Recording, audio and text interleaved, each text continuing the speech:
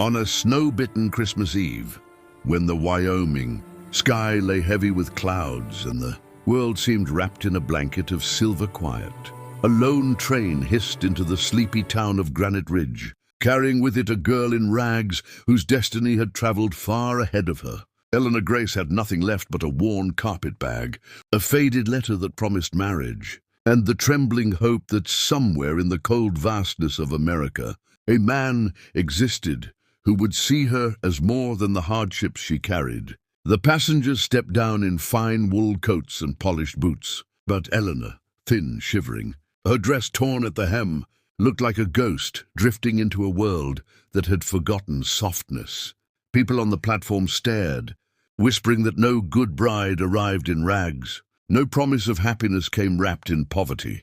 But Eleanor kept her head low, clutching the letter of the man who had written her with steady, lonely words. Caleb Thorne, widower, one child, seeking a wife of gentle nature. She prayed that gentle nature was enough, for she had nothing else to offer. Meanwhile, Caleb Thorne stood near the station's wooden railing, a rugged man with eyes shaped by sorrow and seasons of ranching, holding little Hannah, his daughter, who clung to him like a kitten clings to warmth. He had lost his wife 3 winters ago, buried her on a windy hill overlooking the plains, and since then laughter had been scarce in their cabin. He hadn't looked for beauty or perfection in a wife. He looked for someone who would not fear, rebuilding a broken life, someone who could help raise his little girl, someone who could turn silence into gentle footsteps and aching emptiness into a warm fire. Still, as the train screeched to a halt, he wondered if he had been foolish to take the chance. Then he saw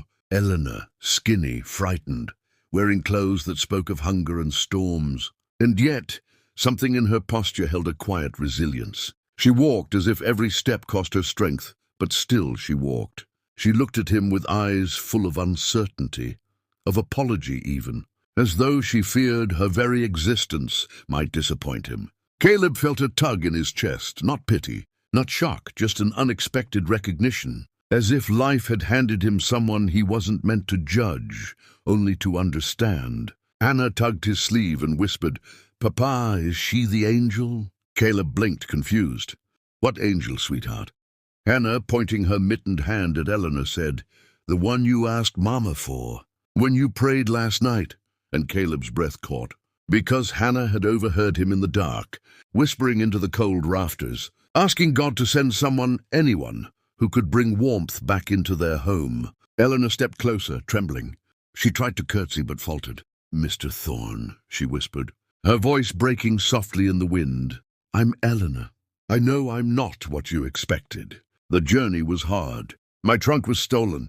But I can work. I can cook. I can—" Caleb stopped her by lifting a hand, his expression unreadable. He took in the raw honesty in her eyes, the trembling hope, the fierce determination hiding beneath exhaustion. "Miss Eleanor," he said, voice deep but gentle, "I didn't ask for perfection. I asked for heart. And right now, you're standing here in the cold, still ready to try. That's worth more than any fine dress." For the first time since stepping off the train, Eleanor's eyes filled with tears that weren't from the cold. Caleb took her bag, not out of duty, but out of respect, and motioned for her to follow. Hannah reached out her small mitten to Eleanor, and Eleanor hesitated before taking it, her frozen fingers closing around the child's warmth. Something inside her softened. Something fragile, long buried, flickered to life. The townsfolk watched as the widower and the girl in rags walked together toward the wagon, snow swirling around them like a blessing. At Caleb's ranch, the world felt different, vast, quiet, almost sacred beneath the stars. He showed her the kitchen where the fire crackled, the extra room beside Hannah's, the small Christmas wreath on the wall that Hannah had made from pine branches. Eleanor felt both unworthy and strangely at home. She cooked stew that night, her hands shaking from cold and nerves. But Caleb thanked her as if she had served a feast fit for kings. They talked by the fire, slowly, carefully, about their pasts, their losses, their fears, and the silent hopes neither dared voice. Hannah eventually climbed into Eleanor's lap as if she had belonged there forever. Later, as they stepped outside to fetch more firewood, a gust of wind swept Eleanor's hair loose. and Caleb caught a glimpse of her, not as the girl in rags, but as the woman beneath, a woman shaped by storms, not destroyed by them. He realized then that beauty was not something worn.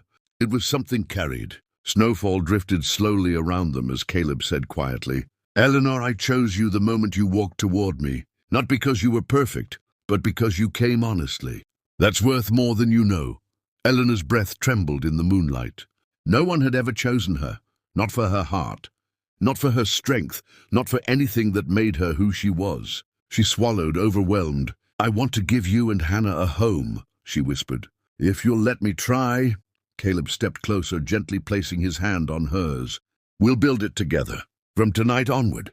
And as the wind wrapped around them, as the ranch glowed with the warmth of firelight, as Hannah slept with the first peaceful smile she'd worn in years, Eleanor realized that maybe, just maybe, she had finally come to a place where she wasn't a burden or a shadow, but a blessing.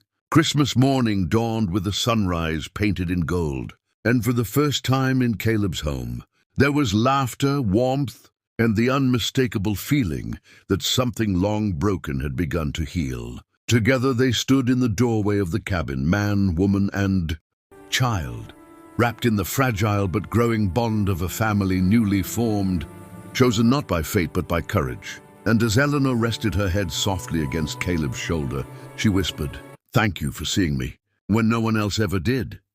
Caleb pressed a kiss to her forehead and murmured, "Thank you for coming, when I needed you most."